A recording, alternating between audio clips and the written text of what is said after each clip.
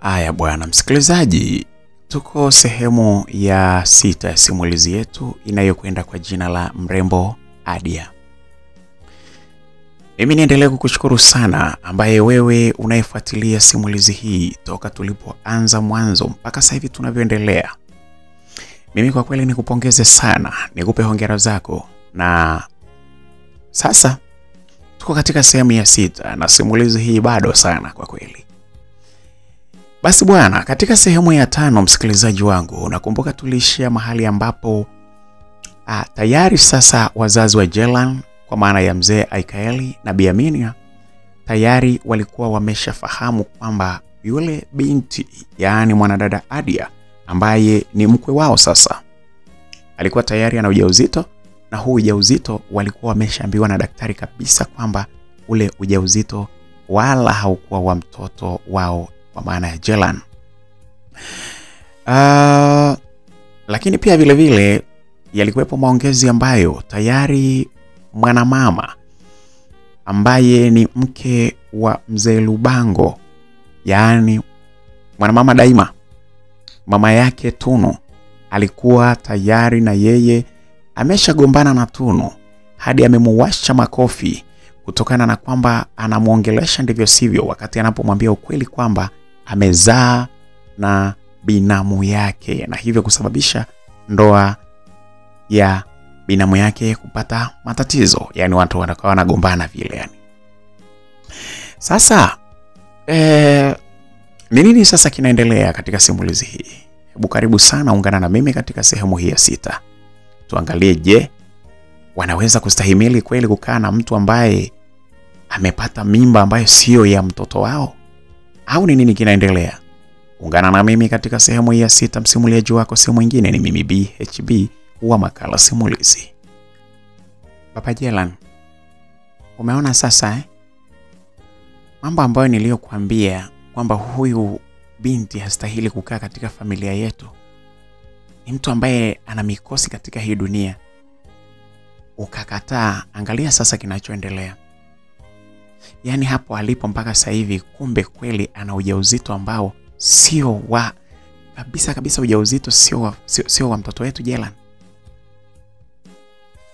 Daktari ameongea ukweli na wewe umesikia kwamba ujauzito huo sio wa Jelan, na ni jambo ambalo linamsumbua Jelan. Na ndio maana Jelan kumbe alikuwa hataki kutuambia.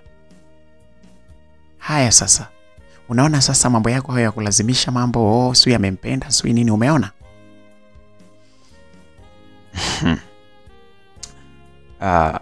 Mke wangu, nafikiri huo sio muda wa kulaumiana kwa kweli. Sio kwamba mimi sijakasirika, nina hasira mbaya sana kwa kweli kuhusiana na jambo hili. Na pengine nafikiri mambo makubwa zaidi kuliko wewe unavyofikiri. Lakini sidhani kama una sababu ya kunilaumu, kwa sababu mimi nilichosimamia ni kwamba kijana wetu amempenda mwanamke na hatupaswi sisi kumkataza na kumchagulia mtu wa kumwoa. Hilo ndilo jambo ambalo nililolisisitiza, lakini sikumaanisha kwamba aweze kuwa mwanamke ambaye anaweza kumjia na ujauzito ndani. Sikumaanisha hivyo kabisa. Sasa unanishangaza sana mimi pale ambapo unaponilaumu mimi. Hapana Baba Jelan, ni ukweli ni kwamba mimi nilikwambia kabisa kwamba hisia zangu kwa huyu mwanamke wa Jelan ni mbaya kabisa. Simuoni kama ni mtu ambaye ana nuru, mtu mwenye kuleta mafanikio, zaidi kuleta matatizo katika familia. Sasa hebu angalia hiyo aibu ambayo tunayokwenda kuingia sisi kama familia. Tunakwenda kuingia aibu kiasi gani? Yaani anazaliwa mtoto hapa nyumbani ambaye si mtu wa ukoo wetu. Ni kitu gani hiki sasa? Naona unavyoendelea kuongea utanichanganya zaidi. Kwani wewe ulikuwa unataka tufanyeje? Baba Jelan, hakuna kitu kingine cha kufanya hapo, ni kumtoa huyu hapa aondoke hapa nyumbani. Hakuna sababu ya kuendelea kukaa hapa. Yaani huyu ndiye anakuja kututia aibu, aondoke hapa. Aondoke kabisa hapa. Basi, mimi nitafuata ulichosema. Na kwa sababu hilo ndilo lilikuwa na mimi wazo langu. Ila mimi nilichokuwa nataka ni kwamba nisubiri huyu mume wake aje, alafu ndipo tuwaeleze kabisa kwamba hastahili kuendelea kukaa hapa. Hapana, mimi sitaki kusubiri kwamba sui Jelani aje hapa. Lazima tumsimamie Jelani kama mtoto wetu. Hatuwezi kusubiri eti mpaka sijui nani sui arudi sui nini. Yani akija hapa hapaswi kumkuta huyu hapa. Aondoke hapa. Msikilizaji, pale sasa Bi Amini alikuwa amekoleza moto. Sio siri, ukweli ni kwamba hata mzee Aikaeli alikuwa na hasira kweli kweli. Kwa kweli alinyanyuka, wakaenda wote mpaka pale chumbani mahali alipokuwa mwanadada Adia, na hatimaye walianza sasa kumfurusha kwa nguvu pale. Toka hapa. Toka hapa ndani. Ondoka huko. Uende huko. Uende huko kabisa. Sikuhitaji kabisa hapa. Please. Naombeni nisikilize kidogo. Hakuna sababu ya kukusikiliza. Ondoka hapa. Nenda huko kwenu. Msikilizaji, sasa pale mwanadada Adia alilazimishwa sana pale. Na kwa kweli alikuwa anasukumwa kwa vidole kabisa na mama yake Jelan. Alikuwa anamsukuma kwa vidole. Wakati huo mzee Aikaeli akimshika kwa mkono na kumnyanyua kwamba aweze kuondoka na kutoka pale.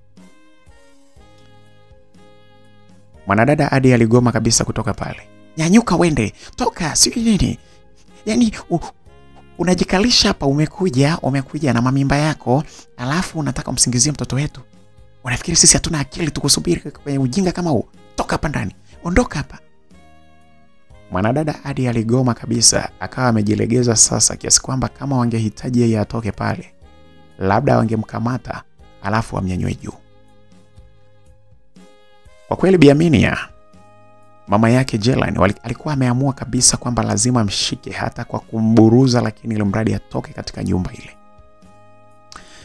Busara za mzee Aikaeli ndizo ambazo zilizoamua uasi ule. Mke wangu, hebu mwache kwanza. Mwache. Hapana, ushaanza kuingia na huruma. Yaani wewe ndio unayesababisha matatizo mpaka hapa. Baba Jelan, wewe ndio unasababisha matatizo hapa. Hebu huyo ondoke hapa. Hamna.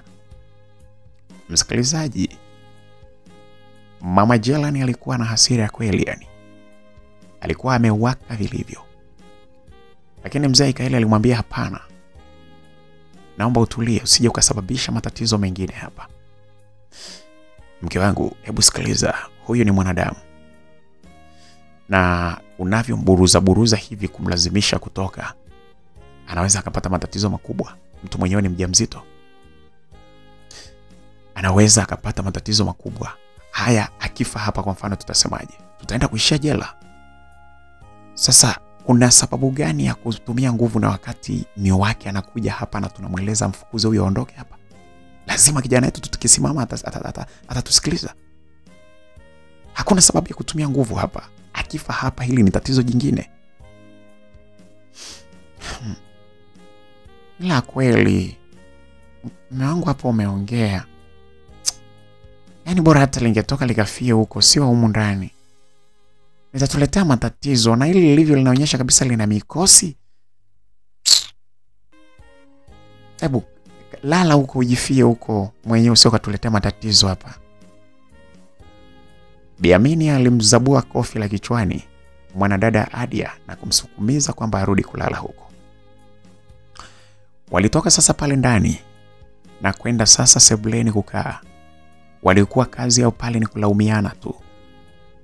Kwa kweli mwanamama Bi Amini ndio ambaye alikuwa anamlaumu sana mzee Aikaeli kwa kusema kwamba yeye ndiye sababu iliyosababisha yule mwanamke aingie pale, mwanamke mwenye mikosi kabisa. Mzee Aikaeli alianza kumgombeza na kumwambia, hebu sitaki wewe. Kama unaanza kuleta usumbufu hata utoke hapa ndani. Sitaki usumbufu hapa ndani kabisa. Masuala ya kunikoromea hapa ndani, pumbavu mimi sitaki kabisa. Kimya. Baada ya maneno makali yale yaliyoonyesha kwamba mzee Aikaeli ana hasira, yalimfanya Bi Amini anyamaze kimya na kuanza kuongea sasa kwa upole kabisa. Muda ulisonga. Kijana Jelan alirudi pale nyumbani. Aliporudi alienda moja kwa moja mpaka chumbani mahali alipokuwepo mke wake, yaani mrembo Adia. Mume wangu bora umekuja. Yaani wazazi wako wanalazimisha mimi kwamba niondoke hapa. Uondoke uende wapi? Wananiambia kwamba yani sijui, yani wananiambia mimi kwamba nirudi kwetu. Kidogo wakati mwanadada akiwa ndo anaongea pale, mlango uligongwa na Jelani aliposogea karibu na mlango ule, ambaye aliyekuwa akimuita, aliyekuwa amesimama pale mlangoni alikuwa ni Bi Aminia, yaani mama yake Jelani. Njoo. Mama ngoja, kuna kitu kidogo naongea na mke wangu hapa. Mke gani? Njoo huku. Pale sasa Jelani alikuja kufikiri ni jambo gani ambalo limetokea. Mbona imekuwa vita namna ile? Msikilizaji, Jelani ilibidi amuage mke wake pale ndani. Mama umeona ameniita, samahani, hebu ngoja nakuja. Ngoja niwasikilize kwanza. Alitoka pale ndani, akarudishia tu mlango na hatimaye aliondoka pale chumbani kwake akiwa na mama yake. Wakaenda mpaka sebuleni, ambapo alipofika pale alimkuta mzee Aikaeli akiwa amekaa. Na hatimaye mama yake naye akakaa, na yeye alishurutishwa hapo. Jelani alienda kukaa kwenye kiti, sofa ambayo iliyokuwa inatazamana kabisa na sofa ambayo aliyokuwa amekaa baba yake na mama yake. Jelani: naam baba. Ni kitu gani hichi ambacho unatuficha siku zote? Kitu gani baba? Mke wako wewe si ana ujauzito, kwa nini umeshindwa kutuambia? Baba, unajua mimi nilikuwa nimepanga kwamba siku moja nije niwaambie, na kwa nini hiyo mimba sio ya kwako. Pale sasa Jelani alishindwa kukataa kwamba ile mimba ni yake au sio yake. Alifikiri kidogo pale aseme kwamba ile mimba ni ya kwake. Alishindwa kwa sababu hata yeye jambo lile la ile mimba kutokuwa yake lilikuwa linamuumiza. Akawaza kusema kwamba si yake. Akawaza itakuwaje sasa? Lazima wazazi wake watashurutisha kwamba aachane na yule mwanamke, kitu ambacho yeye hajakitaka kukifanya bado. Baba, sio ya kwangu. Wewe hebu ongea, acha kuleta kigugumizi hapa. Unakubalije kuchukua mwanamke ambaye anathubutu kutoka na wanaume wengine na hatimaye anapata ujauzito afu unaendelea kukaa naye? Mama, mimi sikujua kwamba hiyo mimba sio ya kwangu. Wewe acha kutufanya sisi watoto wadogo. Daktari Mika ametueleza kila kitu. Daktari Mika na wewe mlikuwa mnajua siku zote kwamba Adia ana ujauzito na huo ujauzito sio wako. Mlikuwa mnajua kitambo tu. Na ametueleza kila kitu. Huwezi kutuficha kitu tena sasa hivi. Swali: kwa nini ulikubali kuficha hiyo siri? Kwa hiyo ulikuwa uko tayari kwamba wewe hapa nyumbani kwetu kuzaliwe mtu ambaye sio wa ukoo huu, alafu aje arithi mali za hapa nyumbani? Ndicho kitu ambacho ulichokuwa unataka kukifanya hicho. Mama yake Jelani alikuwa na hasira kweli. Mzee Aikaeli alikuwa anamtazama sana kwa jicho kavu sana kijana Jelani. Kijana jana alionyesha hali sasa ya kuwa haelewi afanye nini pale. Mzee Aikaeli aligundua jambo lile. Sasa sikiliza. Nafikiri umekwisha kujua kwamba tumekwisha kugundua kabisa kwamba ujauzito alio nao mke wako si wa kwako. Ndio baba. Na umegundua kwamba ulivyotuficha si siri tena, kila mtu anajua. Baba, kwani hili jambo limefahamika nje ya hapa ndani? Nisikilize ngwambie. Najua wewe ni mtoto mdogo sana. Wewe na umri wako huo, wewe ni mtoto kwangu, lakini ukweli ni kwamba ushakuwa mtu mzima. Hujui kabisa kwamba hakuna siri ya watu wawili, siri ni ya mtu mmoja. Najua baba. Sasa ulikuwa hujui kabisa kwamba kama kuna mtu anafahamu hilo jambo, ya kwamba mimba hii sio yako, hawezi akabaki na hiyo siri. Lazima hilo jambo lijulikane na itakuwa ni aibu kwenye familia. Hujui? Sitakubali baba hilo jambo litokee. Nitajitahidi kwa kila namna ibaki kwa siri. Acha upumbavu wewe. Ibaki siri. Unajua siri? Hapa sasa hivi muda wowote hiyo taarifa itafika kwa waandishi wa habari. Na itaanza kuwa ni tatizo tena. Itaanza kuwa kwa waandishi wa habari. Na familia yetu hii ni maarufu sana. Ni aibu. Anazaliwa mtoto hapa nyumbani ambaye si. Hivyo unalionaje hili jambo? Baba, tuombe Mungu tu hili jambo lisitoke nje. Najua baba, hata mimi hili jambo linaniumiza sana kwa kweli. Lakini sijui kwa kweli ni nini ambacho napaswa kukifanya. Lakini nikiangalia kwa kweli naona kila sababu za kumwacha huyu mwanamke. Lakini sijafanya hayo maamuzi bado. Naomba tu hili jambo lisitoke. Acha habari ya kwamba naomba hili jambo lisitoke. Kuwa mwanaume kamili. Kama wewe mwenyewe umeshatambua kwamba hili jambo linapaswa lifanyiwe maamuzi na umejua kabisa una kila sababu za kumwacha huyu mwanamke, unaendelea kubaki naye wa nini? Kwa nini hufanyi maamuzi? Kufanya maamuzi ndio wanaume. Mwanaume sio kulala kitandani na mwanamke tu. Lazima ujue kufanya maamuzi. Jambo umeshasema. Umegundua kwamba maamuzi yanayopaswa kufanyika ni kumwacha huyu mwanamke. Haya, unasubiri nini? Nisikilize. Usiku huu wa leo ni usiku wa mwisho. Sitaki kumuona huyu mwanamke hapa. Na hapo na mimi naomba niongee. Wewe, Jelan, tuko serious. Hili jambo niko pamoja na baba yako. Usije ukasema kwamba labda hili jambo ni la baba yako mwenyewe. Nataka nikwambie, sitaki kumuona huyu mzoga sijui ni muite jina gani, sijui nyawa upaka la wapi. Sitaki kumuona hapa nyumbani. Leo ikiwezekana usiku wa leo ondoka. Ondoka na yeye, muondoe hapa nyumbani. Na kama ikitokea kilala, asilale hata hapo ndani. Mtoe talale, mtandikia hata huko nje alale, na asubuhi na mapema hakikisha kwamba anatoka hapa nyumbani.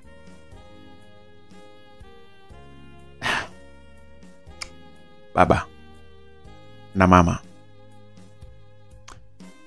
mnanipa wakati mgumu sana. Hadi ni mke wangu wa ndoa.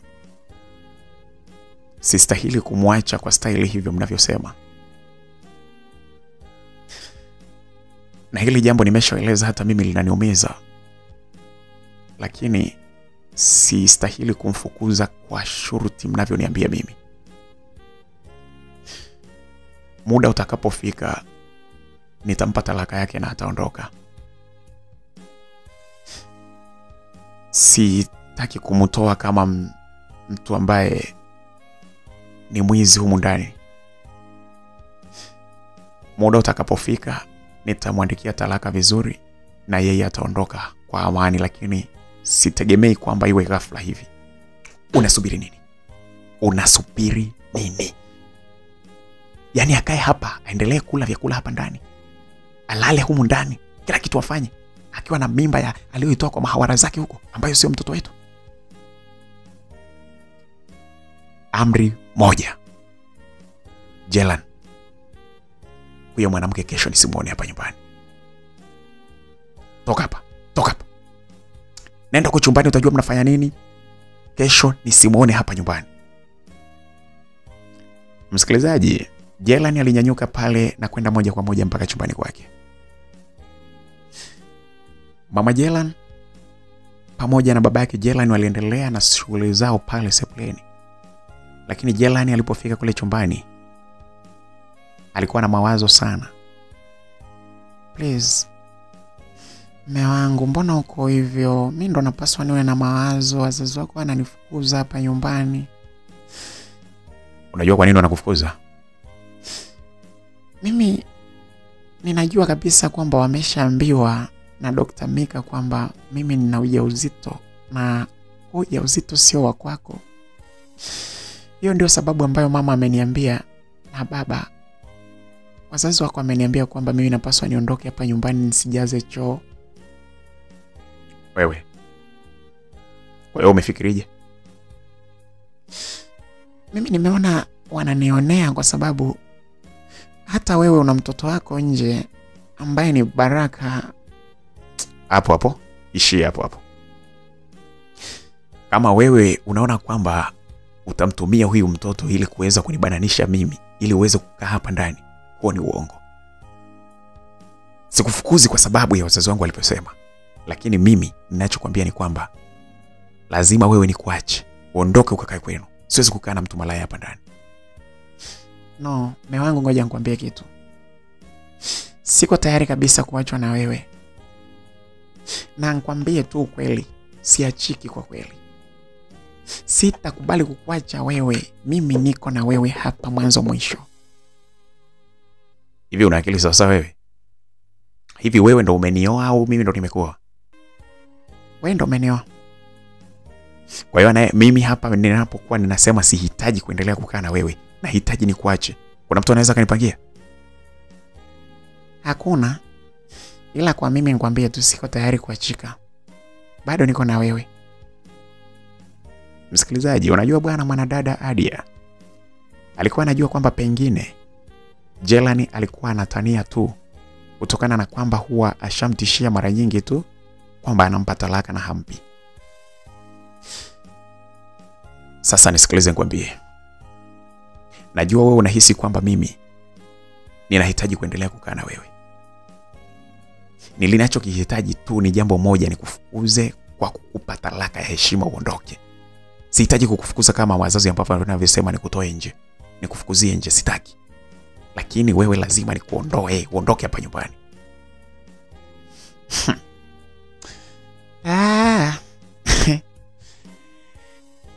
Mume wangu, najua unachekesha sana. Unachekesha. Kuona niona mimi ni kituko, sio? Sio kituko, lakini vitu unavyofanya vinachekesha. Hivi unahisi kwamba mimi nitaondoka hapa nyumbani? Kwamba mimi utaniacha? Mimi niko hapa, siondoki. Kama kuna mtu ambaye anakuhitaji, yeye ndo aondoke, lakini mimi siondoki. Mimi nakupenda na nakaa na wewe siku zote. Kwa hiyo mume wangu mimi niko... Wewe nimekwambia hilo jina la mume wangu sitaki uniite hivyo. Mtu ambaye anayeweza kuwa mke wangu ni mtu ambaye ana heshima, ana adabu, ana utii, sio wewe. Mwanamke ambaye mimi naongea na wewe unaongea. Mwanamke gani ambaye anaenda anapata ujauzito huko kwingine? Unakuja unaisingizia na kuelekeza kitu ya kwamba mtoto Baraka sio mtoto wangu na unanilazimisha. Nidhamu ya kipumbavu kama hiyo mimi unaweza kuwa mke wangu, unaweza kuendelea kuwa mke wangu wewe? Ndio nishakuwa sasa. Wewe naona unanichezea wewe. Msikilizaji, Jelani pale alitoa simu yake. Akaanza kupiga simu. Kwema? Niambie. Salama, heri. Heri, sikiliza wakili Bunyoni. Nataka nikwambie kitu kimoja hivi. Kwani nitakapokuwa nahitaji mimi kumpa mke wangu talaka, nahitajika kufuata taratibu gani? Hapo bosi, ni kwamba unachohitajika ni nyaraka zote ziandaliwe na ifike mahakamani ili mambo mengine yote yaamuliwe na mahakama. Inachukua muda gani kwani? Hilo jambo itategemea bosi, kwamba pande zote mbili baada ya kusikilizwa na mahakama itaamua. Sasa inaweza ikachukua miezi mpaka mwaka, wakati mwingine unaweza ukaisha. Sasa nisikilize. Wewe unajua kabisa kwamba wewe ni mwanasheria wa familia. Nakupa maelekezo. Andaa hati ya talaka, dokumenti zote zinazohusiana na talaka, na nataka hilo jambo lifanyike haraka iwezekanavyo. Nataka kumwacha mke wangu, na usipofanya hivyo, elewa kwamba kazi yako hapa itakuwa ndio imeisha hivyo. Huwezi kuendelea kuwa mwanasheria wa familia. Hakuna shida boss. Nimekuelewa. Pale sasa simu ilikatwa. Kufikia pale, mwanadada Adia alikuwa tayari amejua kwamba huyu mtu yuko serious. Alikuwa hatani. Pale sasa alianza kutokwa na machozi. Akaona kabisa kwamba mtu pekee ambaye aliyekuwa anaamini wanaweza kuwa pamoja naye ni Jelani peke yake, kwa sababu familia tayari ilikuwa imeshamtenga. Familia ya Jelani ilikuwa haitaki kusikia lolote kuhusiana na Adia kuendelea kuwa mke wa ile familia. Kwa hiyo alitegemea kwamba wokovu na msamaha angeupata kutoka kwa mume wake pekee. Maskini ya Mungu Adia, mume wake tayari alikuwa ameshamwelekeza mwanasheria ili aweze kuandaa dokumenti kwa ajili ya talaka. Jambo lile lilimfanya alie sana pale ndani. Mume wangu, naomba unisamehe, nimekosa mimi jamani. Nimekuambia kwamba mimi sikupenda nibebe ujauzito, lakini ndio hivyo imekuwa hivyo, naomba unisamehe. Wewe unajifanya jeuri. Si umesema huachiki? Ngoja sasa tuone kwamba mimi nikisha kupa talaka wewe huachiki utakuwa unakaa na nani nikisha kwa nimekupa talaka. Wewe unajifanya mbabe sana. Nimeshakueleza hivyo. Sasa wewe subiri talaka yako ikamilike. Please. Naomba umwambie mwanasheria achana na hizo mambo. Mimi nipe adhabu nyingine yoyote lakini sio talaka. Hivi unajua kwamba ukinipa talaka hata mtani kwetu ni aibu kule. Nimeolewa hata sijaisha siku ngapi. Jamani, hata miezi mingapi haijaisha tayari kuachika ni aibu. Alafu wewe ndo mwanaume ninayekupenda pekee Jelan. Mimi nitaenda wapi? Jelan, mimi niko tayari uniue. Chukua hata sumu uniwekee, mimi nife humu ndani, lakini sio kuniacha. Nisikilize. Ukitaka kufa utafia huko kwenu, sio hapa utulete matatizo. Wewe hapa talaka yako iko inaandaliwa inaiva huko. Huwezi kuendelea kukaa na mimi hapa. Shenzi kabisa wewe. Tena afu nilikukanya hapa ndani kwangu sikutaki. Nenda huko kakae utakaa huko pembeni huko kwenye masofa huko lale. Sihitaji kukuona ukiwa umelala hapa kwenye kitanda changu. Msikilizaji, mwanadada Adia alifukuzwa pale. Alitoka na kwenda kukaa kwenye sofa. Pale ndipo usingizi ulipomshika. Asubuhi na mapema bwana, Jelani aliondoka na kwenda kwenye shughuli zake na kumwacha mwanadada Adia akiwa bado amelala. Siku hiyo aliwahi sana kwa sababu alikuwa hataki kusikia pilika na vurugu za baba yake na mama yake watakapokuja pale kumhamasisha kwamba aweze kuondoka, kumpeleka mwanadada Adia nyumbani kwao. Aliondoka na kumwacha pale. Mwanadada Adia baadaye alistuliwa na sauti ambazo zilizokuwa zinagonga mlango. Humu ndani. Jelan. Ilikuwa ni sauti ya mama yake Jelan. Adia alienda kufungua mlango, lakini alipofungua alikuta baba yake Jelan na mama yake Jelan ndio ambao walikuwa pale mlangoni. Haya, wewe, nyinyi, mnafanya nini huku ndani mpaka sasa hivi? Kwani wewe hujafungasha mapirago yako kaondoka? Walipoangalia ndani walikuta hola. Pale ndani alikuwepo mwanadada Adia peke yake. Jelan hakuwepo mle ndani.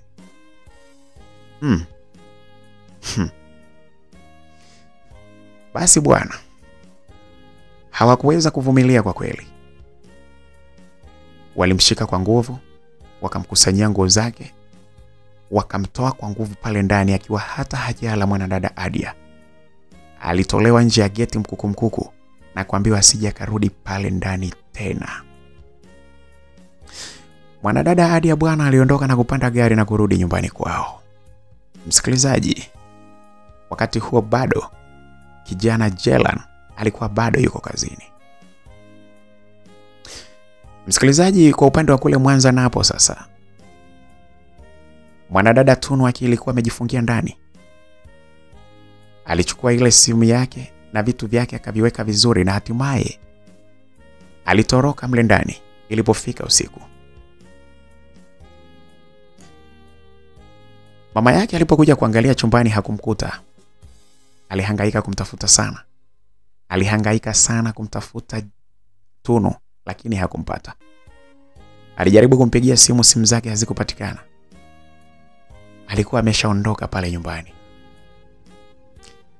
Basi bwana, John ile kijana Jelan na yeye alirudi nyumbani. Alipokuwa amekaa pale, alishangaa simu yake ikiwa inapigwa. Alipoangalia ilikuwa ni simu kutoka kwa shangazi yake, yaani Bidaima. Alipokea na hatimaye aliulizwa, "Jelan,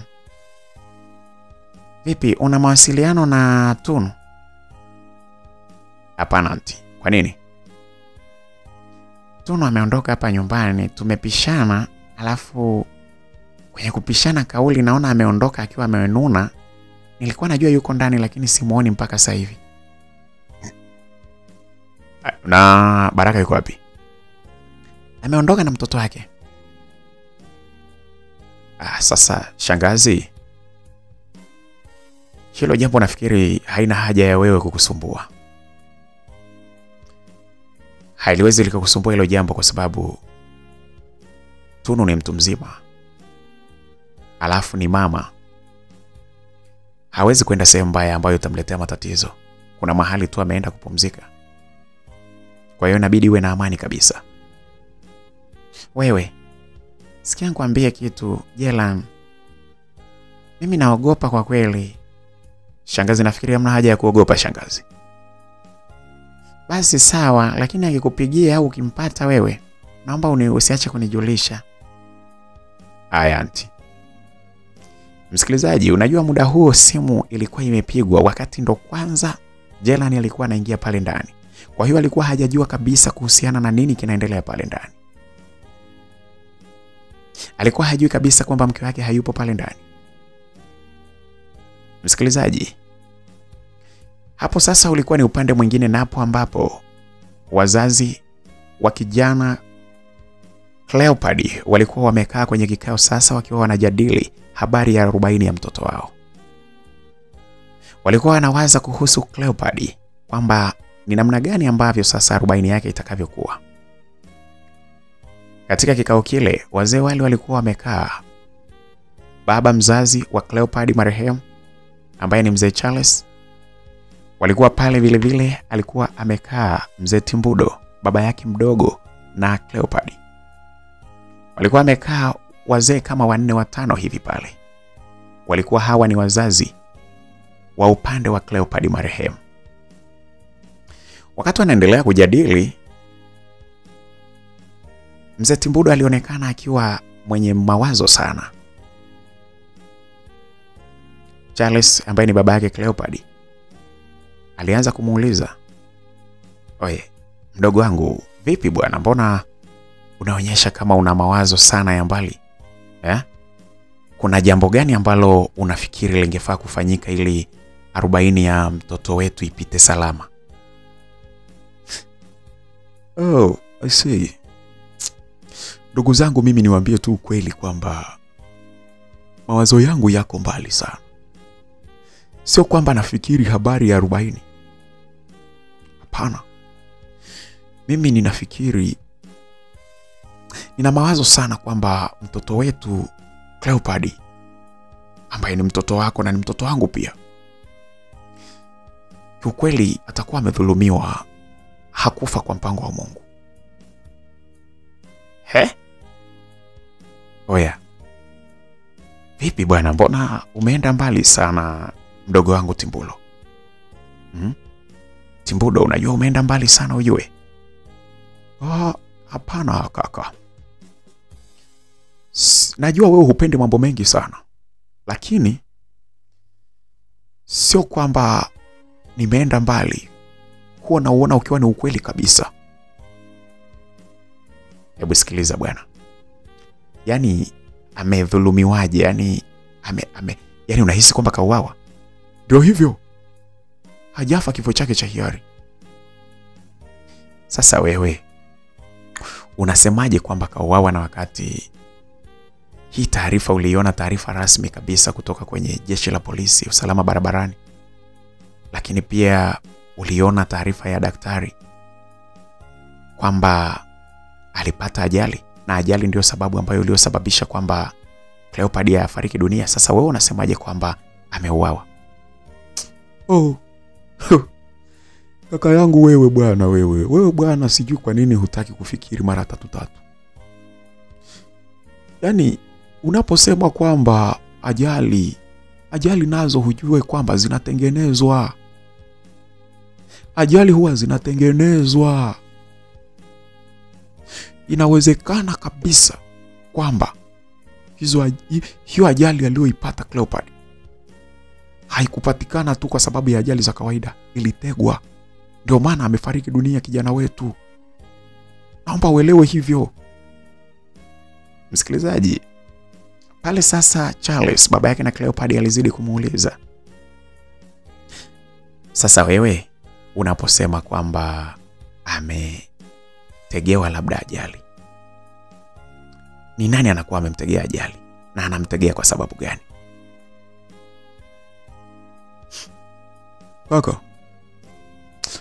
Kaka yangu bwana, wewe unajua wewe bwana, ngoja niendelee kukueleza. Kuna vitu inawezekana huvijui, lakini hii ajali lazima itakuwa imetengenezwa na Jelan.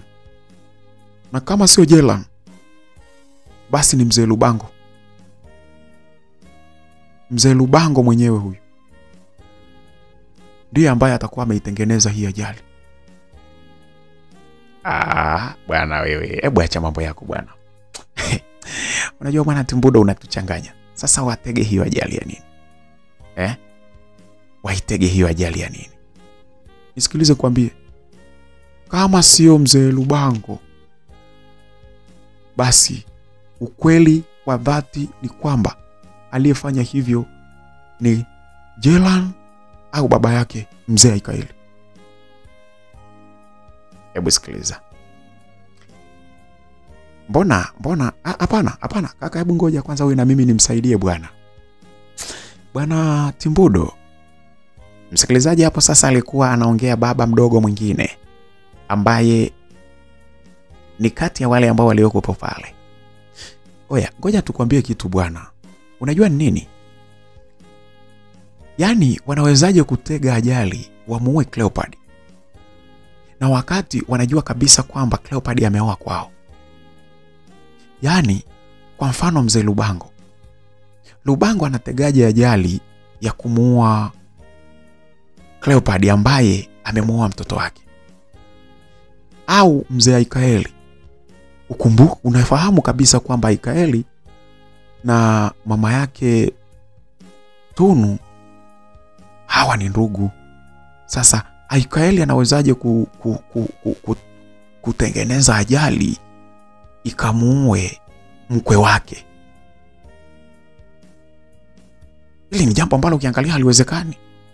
Haya, ukitoka hapo unapomzungumzia Jelan na mke wake marehemu Cleopard ni mtu na binamu yake. Sasa Jelan anawezaje kutengeneza ajali ya kumuua shemeji yake ambaye amemuoa binamu yake? Anawezaje kutengeneza? Ni vitu ambavyo haviwezekani. Mdogo wetu Timbudo, nafikiri kuna namna umeghafilika kidogo. Oya, nyinyi hamjui, hamuelewi wazee wenzangu. Kaka zangu nyinyi ni wakubwa lakini wavivu katika kufikiri mambo haya.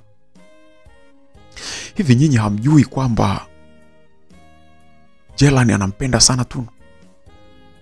Na katika hilo alikuwa anataka kwamba Cleopard afe ili iwe rahisi kwa yeye kumchukua Tunu. Na vile vile Mzee Aikaeli anaweza kusaidia hili jambo litokee ili kusudi mtoto wake aweze kumpata Tunu kirahisi. Bwana wewe, hebu sikiliza bwana nawe bwana. Sasa kama ingekuwa hivyo wanahitaji, si wangemuozesha tu mapema? Kwani kulikuwa na ulazima gani wa kusubiri mpaka aolewe, wasitengeneze kifo? Na kati wale ni ndugu. Kama mzee Aikaeli alikuwa anataka mtoto wake amuoe mtoto wa dada yake, yeye Tunu, si angeongea tu na dada yake, wangekutanisha watoto, wangeoana? Kulikuwa na sababu gani ya kusubiri mpaka aolewe alafu watengeneze kifo ili ndipo aolewe? Kulikuwa na sababu gani? Alafu Timbudo, unafahamu pia kwamba tayari Jelani ameshaoa. Sasa kama Jelani ameoa, kuna haja gani sasa ya kutengenezwa kifo kwa Cleopatra? Mbona mambo yako bwana hayaeleweki bwana? Mimi hamjui machungu ambayo nayo yapata kwa kweli kumpoteza Cleopatra. Hamjui tu. Kaka zangu nyinyi, sijui mnafikirije, lakini hamjui kabisa wale ni mabinamu. Na hata huyo ambaye aliolewa hata dumu. Huyo aliolewa na Jelan hata dumu kwenye hiyo ndoa. Wanachokifanya pale ni kwamba tu ni kuzuga, kwa sababu tayari alikuwa ameshaolewa. Tunu ameshaolewa na Cleopatra. Ikabidi huyu naye aoe, ili hata watakapomaliza kumuoa Cleopatra, basi usiwe na ukitaka kushuku uone kwamba hapana, sio hivyo, kwa sababu tayari Jelani ameoa. Lakini huo ndio ukweli. Kaka zangu, mimi nawaambia, twendeni tukafungueni kesi, tudai haki ya mtoto wetu kuuawa. I say, hivyo unajua ukubwa wa hiyo kesi? Hatuna ushahidi wowote. Hatuna ushahidi wowote kwamba Cleopatra ameuawa. Tutapeleka ushahidi gani kule kwamba Cleopatra ameuawa? Mimi sikilizeni, waambieni kitu bwana. Sisi tufungueni kesi ya mauaji. Masuala ya ushahidi atakaye kuja kuyatengeneza serikali ndio itakayotaka. Polisi ndio watakaoamua sasa. Na kitu kingine ndugu zangu, kama mnashindwa kujiongeza, hamuoni jinsi ambavyo yule mtoto wa Tunu ambavyo hafanani hata kidogo na mtoto wetu Cleopatra, lakini anafanana na Jelani mwanzo mwisho? Hamuoni? Kwa hiyo sasa ulikuwa unataka kusemaje? Unataka kusema kwamba huyo mtoto Baraka sio mtoto wetu? Sio bwana, sio kabisa. Lazima tufungue kesi, tuonyeshe kabisa kwamba hata huyu mtoto, mwanamke aliolewa kwenye familia yetu, huyu Tunu, alirubuniwa na hatimaye akapata mimba, akapata ujauzito ambao sio wa mtoto wetu. Lazima tufungue kesi ili tuwe na madai. Bana, hilo jambo unajua ni kubwa sana. Kama tukitaka tufanye hivyo, itabidi Tunu akubali kwa upande wetu. Tunu ni lazima akubali kwa upande wetu, ili tusingizie sasa kwamba alinyweshwa madawa ya kulevya na hatimaye akalalwa na huyu ambaye ni Jelan, na ndipo alipopata ujauzito. Sasa unavyoangalia, Tunu atakubali kweli kwa upande wetu aiache familia ile? Na wakati wale ni mtu na mjomba mtu na binamu yake, anaweza kukaa upande wetu kweli? Na hata tukisema hivyo, utahitajika ushahidi vile vile ya kwamba alimlisha madawa ya kulevya. Itahitajika ushahidi. Tutaupata wapi ndugu zangu? Nyinyi bwana, kaka zangu nyinyi, kila kitu ninachoongea mnakitafutia sababu ili kishindikane. Ukweli ni kwamba hili jambo lazima, mimi siwezi nikanyamaza. Lazima tutake madai ya mtoto wetu kudhulumiwa haki zake. Kadhulumiwa kwanza haki ya kuishi. Lakini sio hivyo tu, kadhulumiwa mpaka mtoto sio wa kwake. Mke wake amezaa mtoto ambaye hajazaa naye. Lazima tupate madai, watoe pesa hao.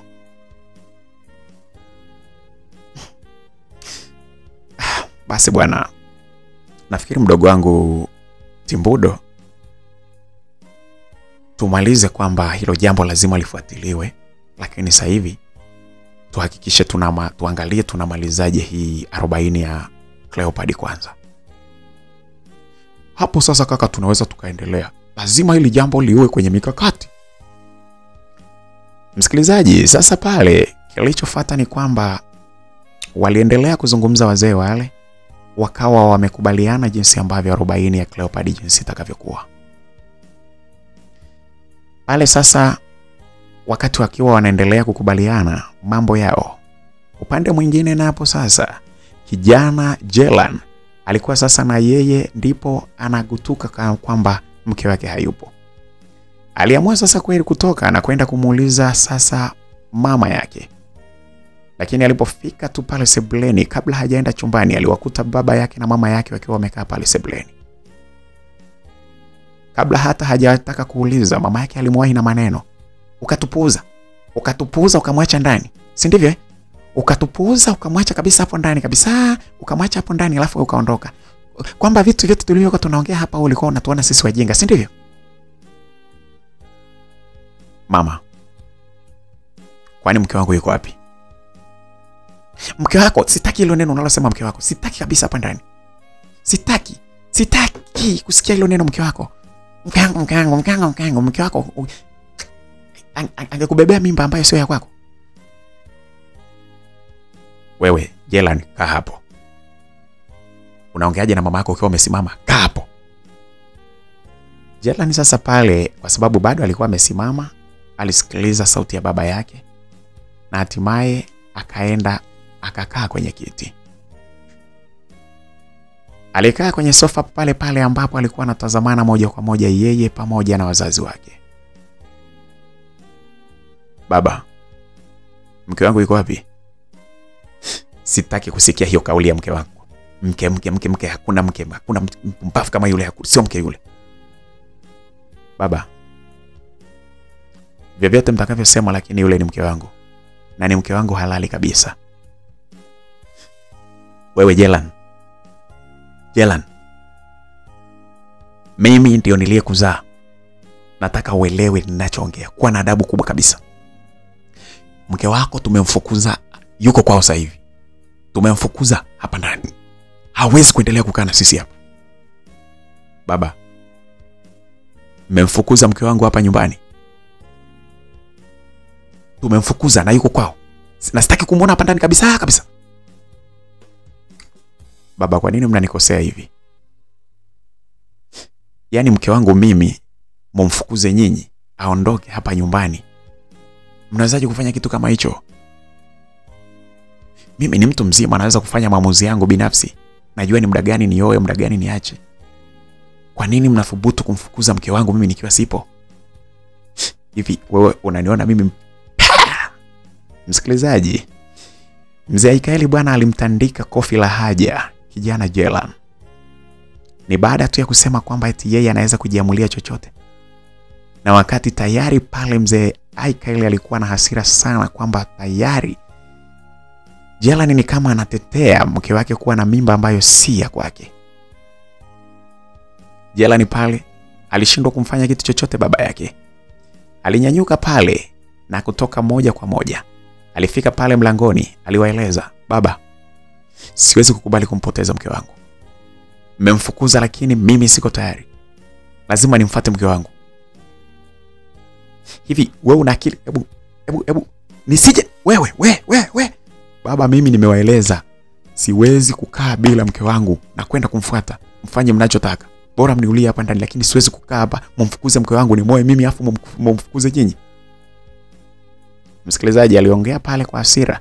Alienda moja kwa moja mpaka kwenye gari, akawasha gari yake na kutoka kwa kasi sana pale getini. Safari hii iliishia nyumbani kwa kina Adia. Watu walishangaa sana. Usiku ule ule yeye alikuwa ameshaondoka na kufika kwa kina Adia. Adia alishangaa sana kusikia gari ikiwa inapaki nje. Na hatimaye sasa akawa anashangaa mtu akiwa anabisha hodi. Alipoangalia alimkuta ni Jelan. Watu wengine pale sasa waambea wa pale mtaani nao walikuwa wanashangaa. Ina maana yule pale yule ndo mume wake na Adia sasa hivi? Yule ndo mume wake, kwani ulikuwa hujui? Jamani. Hivi kumbe huyu bosi kweli? Si bosi, si mtoto wa nani huyu? Wa mzee Aikaeli. Tajiri kabisa huyu, mwenye makampuni hapa nchini. Mwenye biashara hizi za nani za Nove. Si ndo yeye huyu? Kampuni la ujenzi, si ndo huyu? Si ndo mtoto wake? Ndo yeye. Kwani ulipokuwa unasikia kwamba hadi ameolewa na mtu ambaye ana hela, ulikuwa ni unafikiri ni uongo? Kweli jamani. Lakini mbona kama kanuna vile? Mbona kama amenuna? Bana nawe mbea jamani wewe. Unakuwa kama Mashabani bwana. Mama Shabani ndo mbea, mtaa mzima ndo yeye. Na unakuwa kama yeye bwana. Vero umekuaje? Hapana bwana, kanuna. Twendeni mpaka kule. Twendeni. Si yule anaingia ndani. Twendeni mle ndani na sisi tukasikia wanaongeaje. Acha umbea jamani Vero. Hayo mambo mwachie Mama Shabani. Mama Shabani ndo mwenye hizo tabia. Yaani wewe uende ndani kwa watu hata kama mtu amekasirika, wana mambo yao ya kindoa, kweli uingie ndani kwao eti. Kwa hiyo kwanza unahisi kwamba ukiingia pale wataendelea kuongea? Kwamba wataacha kukusikiliza eti waache kukufukuza au waache uondoke kwanza ndo waongee tu, waongee ukiwepo wewe nawe? Umbea tu utasutwa. Basi pale walikuwa ni kina dada ambao waliokuwepo pale, majirani wa kina Adia, ndio waliokuwa wanazungumza. Alipofika pale bwana, Adia yeye alipofungua tu mlango na kumuona Jelan, hakuweza kuongea na yeye. Alitoka moja kwa moja pale mlangoni na kwenda mpaka chumbani kwake. Alimwacha mama yake akiwa amekaa pale. Mama, shikamo. Marahaba, habari za kwenu? Salama mama. Nimekuja hapa na nimekuja kumchukua mke wangu. Mke wako? Kwani kuna nini? Mbona sasa uko kwenye hali hiyo kama umekasirika hivi? Mama, najua kila kitu nakifahamu kwa sababu hadi alipokuja huko amekueleza kila kitu. Na amekueleza kwamba sio mimi niliyemfukuza, najua. Lakini sijaja hapa kuongea maneno mengi, nimekuja kumchukua Adia, ni mke wangu. Nimekuja kumchukua tuondoke. Kijana wangu, hebu ngoja kwanza mwanangu. Ni kweli kwamba Adia ameniambia kwamba amefukuzwa huko? Ina maana wewe ulikuwa hujaridhia? Sijaridhia kumfukuza mke wangu mama. Na kwanza mama umefanya makosa makubwa sana kumpokea hapa. Huyu ni mke wangu. Ulikuwa unapaswa wewe ili umpokee lazima wasiliane na mimi na sio mtu mwingine yeyote yule. Samahani mwanangu, lakini aliniambia amefukuzwa, ametolewa na wazazi wako. Sasa nilijua kabisa kwamba ni nyinyi mmeafikiana mumfukuze mwanangu kutokana na tatizo lake hilo. Kwa hivyo mimi sidhani kama nilikuwa nakosa kumpokea mwanangu. Umenikosea mama, lakini sio kesi ambayo iliyonileta hapa leo. Lakini ukweli ni kwamba ulipaswa umrudishe au ukatae kumpokea mpaka wasiliane na mimi. Kwa sababu hajaolewa na baba yangu wala na mama yangu, ameolewa na mimi. Mama, nafikiri umuite Adia hapa aje tuondoke. Adia kule ndani alikuwa anasikia maneno yote ambayo kijana Jelan alikuwa anayaongea. Kwake sasa ilimpa tabasamu moyoni mwake, akijua kwamba sasa Jelan atakuwa anampenda sana. Na yeye hajaridhia kabisa kumwacha. Japokuwa alikuwa anamtishia na zile talaka, lakini bado atakuwa anamhitaji. Basi mama yake Adia aliingia ndani na kumuita Adia. Adia, njoo, mwenzako amekufuata. Adia sasa pale mwanadada mrembo kabisa. Alikuwa ni mzuri kuanzia kwenye nywele zake mpaka kwenye kucha zake. Alikuwa amepewa shepu nzuri kabisa. Alikuja na kukaa pale sebuleni, mahali ambapo alipokuwa wanatazamana kabisa na kijana Jelan. Adia, unafahamu kwamba wewe ni mke wangu wa ndoa? Ndiyo, nafahamu. Kwa nini umekuja na kukaa huko kutulia bila kunipa taarifa yoyote kwamba umefukuzwa nyumbani?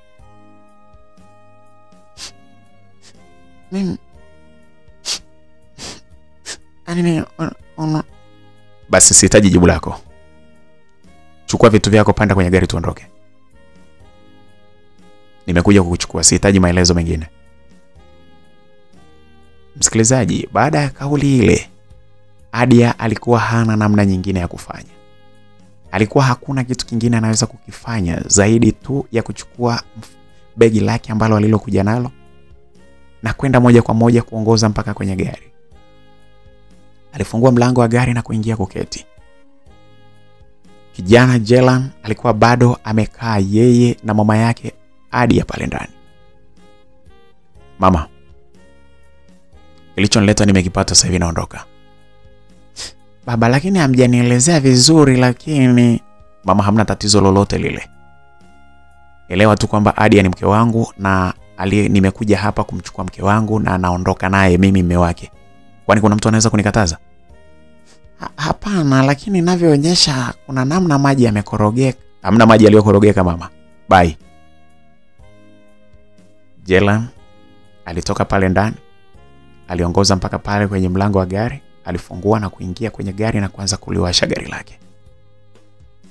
Aligeuka na hatimaye alianza safari ya kurudi.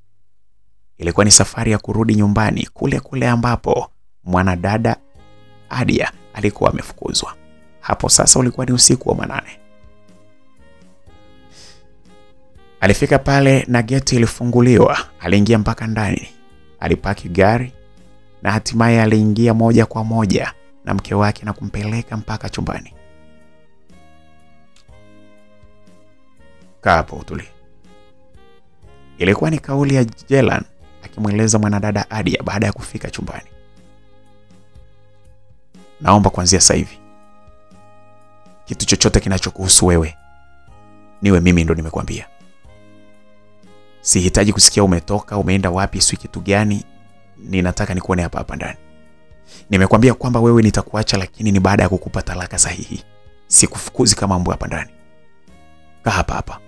Talaka yako iko pale pale.